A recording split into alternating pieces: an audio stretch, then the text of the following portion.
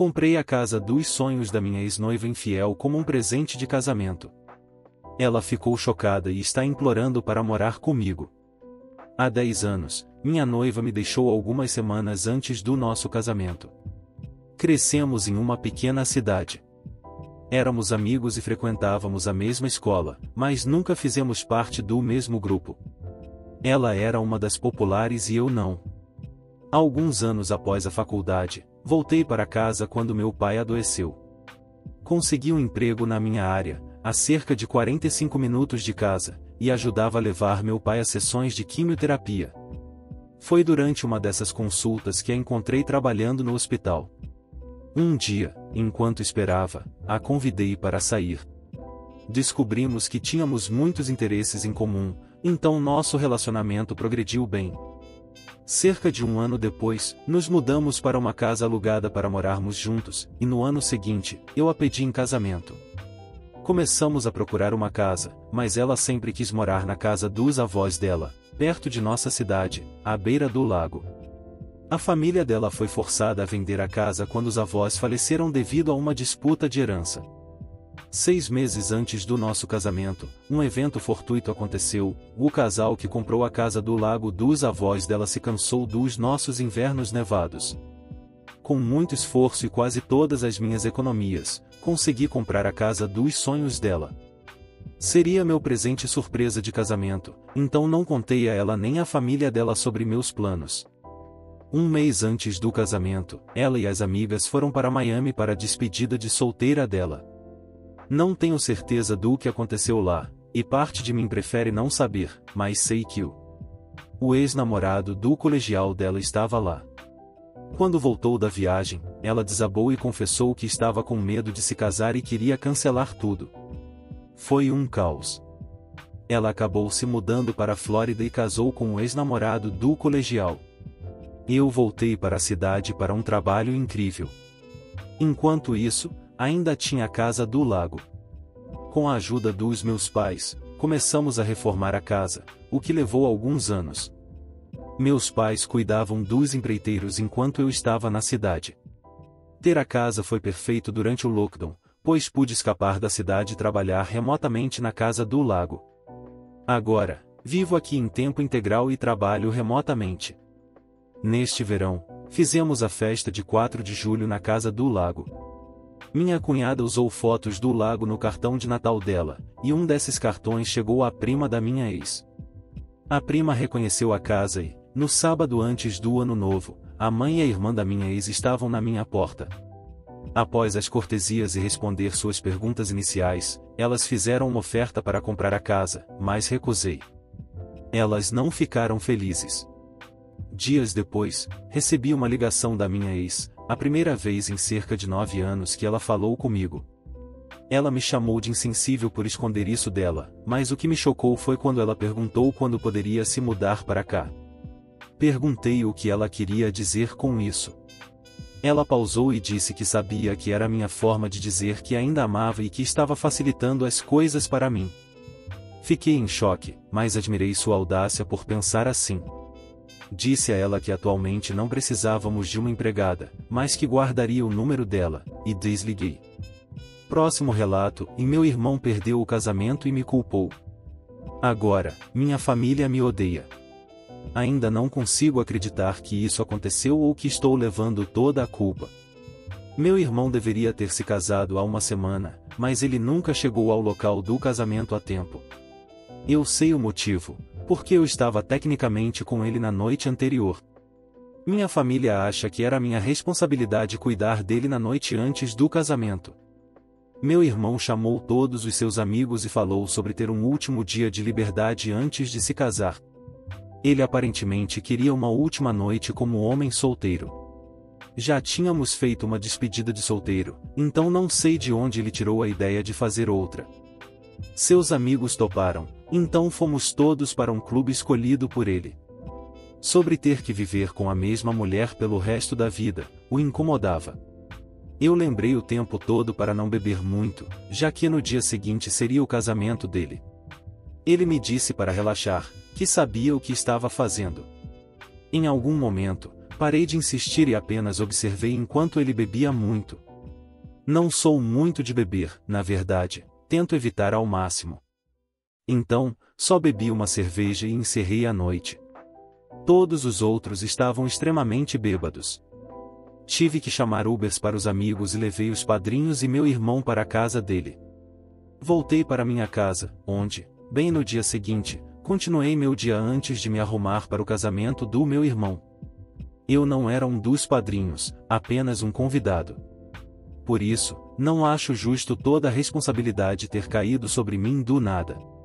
Se alguém deveria ser culpado, seria nosso irmão mais velho, já que ele era o padrinho principal e tinha a tarefa de garantir que o noivo comparecesse ao casamento. Então, fui para o casamento, e meu pai imediatamente começou a me perguntar sobre o paradeiro do meu irmão. Disse a ele que não o via desde a noite anterior. Anteriormente, quando deixei em casa após horas bebendo, foi aí que me disseram que ninguém do lado do noivo estava lá e que estavam tentando contatá-los há horas.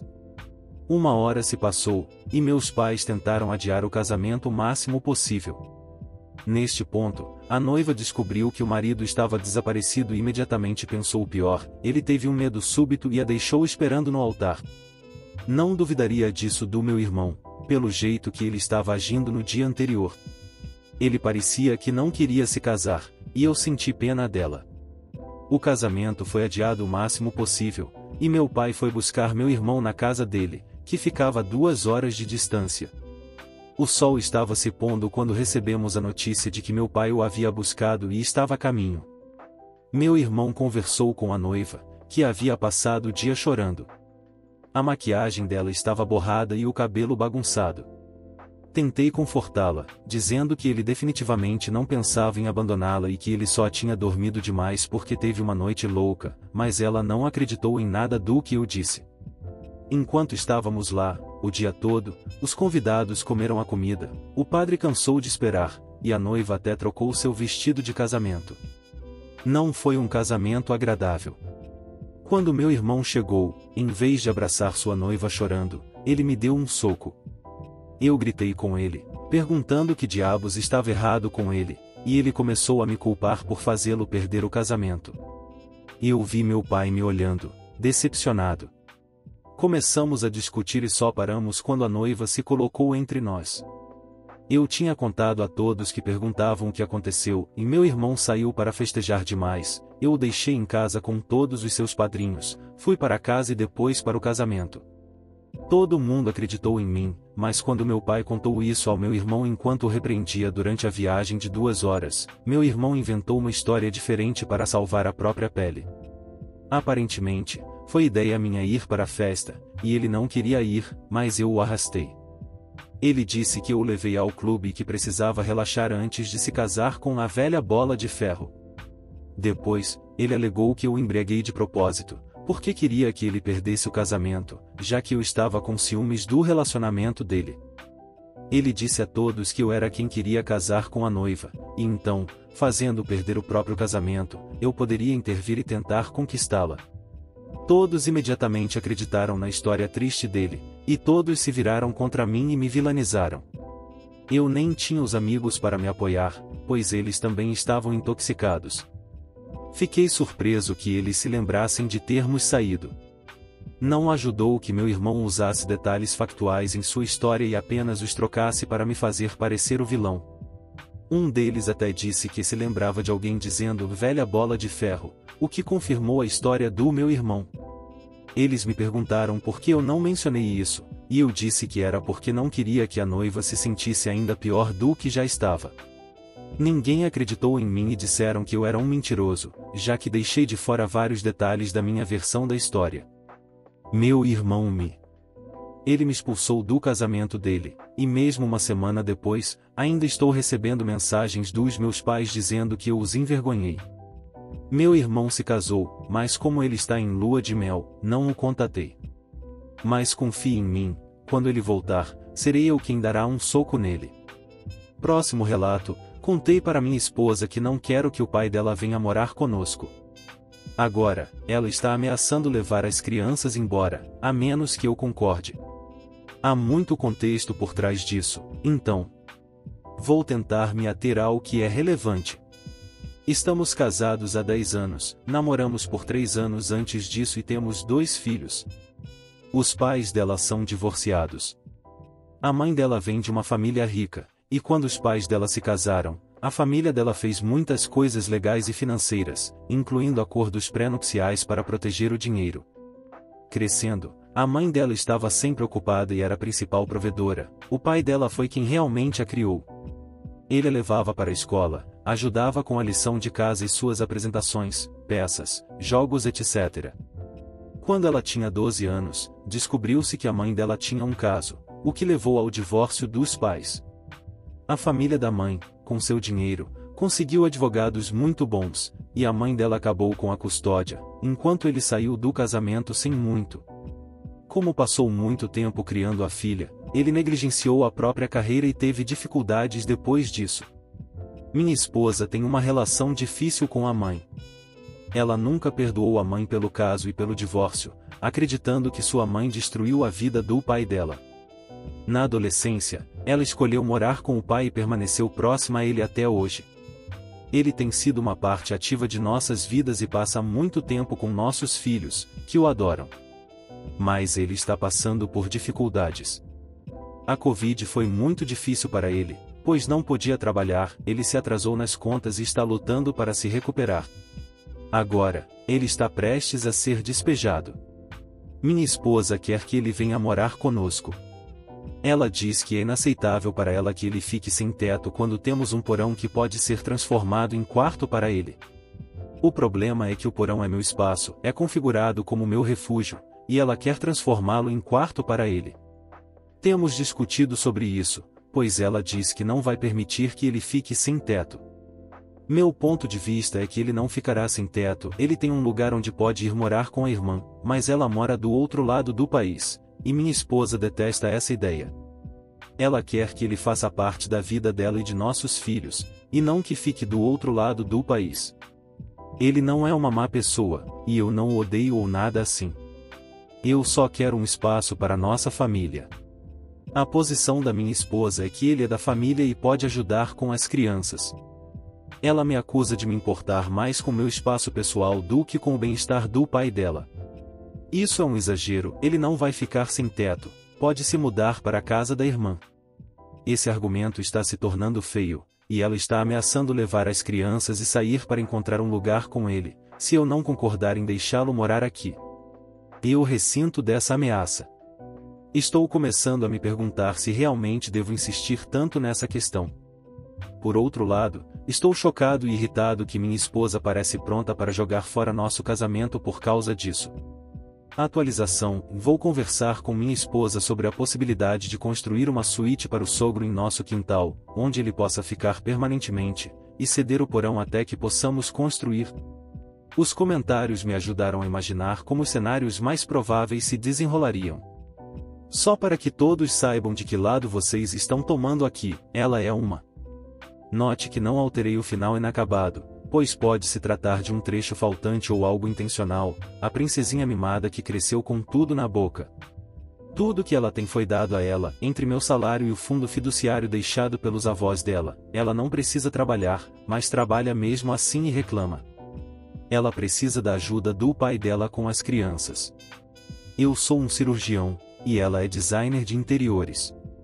Qual de nós contribui mais para a humanidade? Ela é uma mulher superficial e vazia que decora casas, enquanto eu salvo vidas. Perspectiva da esposa: e meu marido é um cirurgião e, segundo ele, é a pessoa mais importante do mundo, um deus entre os homens que casualmente determina a mortalidade e é importante demais para se preocupar com as preocupações triviais de nós, menos mortais. Preocupações como: talvez você deva passar algum tempo com seus filhos. Mas veja bem, ele trabalha tanto e está sob tanta pressão que, quando está em casa, precisa se isolar dos barulhos irritantes de nossas meninas brincando ou, sabe, felizes por vê-lo. Meu pai supriu essa falta, ele é quem troca as fraldas delas, as leva para a escola e fica com elas até eu chegar em casa. Meu pai é quem as ensinou a andar de bicicleta, vai a peças de teatro e recitais de dança, ajuda com a lição de casa, se veste de Papai Noel, organiza caças aos ovos de Páscoa e chás da tarde.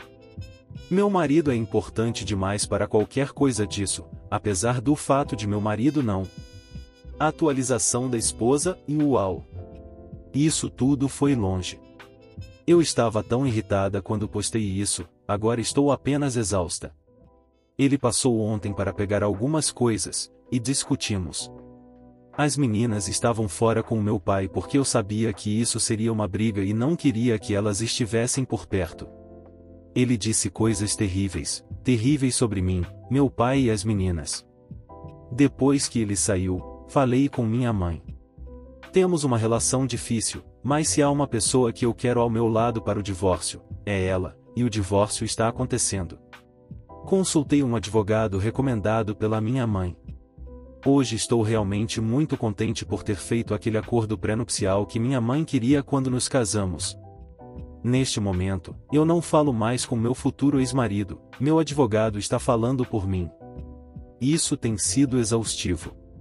Obrigada a todos pelo apoio, ajudou ler os comentários e saber que as pessoas me apoiam. Ele me fez sentir tão pequena e estúpida ontem e disse coisas terríveis sobre nossas meninas. Não estou mais com raiva, estou apenas de coração partido. Nossas meninas merecem algo melhor do que isso. Eu realmente queria algo melhor para elas. Eu só queria ter uma família e um lar agradável, mas agora estou passando por um divórcio. Como meus pais, nunca quis isso. Tentei tanto manter tudo junto para não acabarmos aqui, mas falhei. Edição, estou farta. Isso não é sobre o seu espaço, e você sabe disso. Temos dinheiro para ajudar meu pai, temos uma casa com 7 quartos, uma casa com piscina e um cinema. Isso não é sobre espaço ou dinheiro. Isso é sobre você ser mesquinho e ciumento porque as meninas são mais próximas do meu pai do que de você. Entenda de uma vez por todas, e isso é culpa sua. Por 9 anos, tudo mais em sua vida tem sido mais importante do que as meninas. Você trabalha 70 horas por semana e, quando não está no trabalho, está jogando golfe com colegas de trabalho, em conferências médicas ou me arrastando para eventos de arrecadação de fundos. Quando está em casa, precisa se isolar porque o som das minhas meninas o incomoda. Você parece convenientemente esquecer que elas também são suas filhas. Você só parece se lembrar disso quando eu quero trazer meu pai para nos ajudar com as meninas. É incrível como você pode ser tão inteligente e tão estúpido ao mesmo tempo.